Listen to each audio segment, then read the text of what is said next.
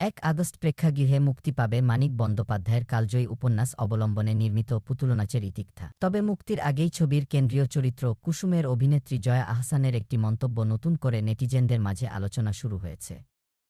কিছুদিন আগে ছবির ট্রেলার প্রকাশ অনুষ্ঠানে জয়া আহসান ঔপন্যাসিক মানিকের বিখ্যাত উক্তি শরীর শরীর তোমার মন নাই কুসুম এর এক ভিন্ন ব্যাখ্যা দিয়েছেন।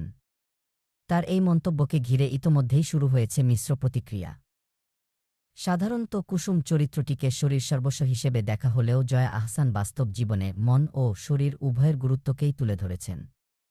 ভারতীয় গণমাধ্যমে দেওয়া এক সাক্ষাৎকারে জয়া বলেন, মন দিয়ে তো মানুষকে ছোঁয়া যায় না, শরীর দিয়ে মন ছুঁতে হয়। আমার জীবনে মন এবং শরীর উভয়ের ভূমিকাই গুরুত্বপূর্ণ।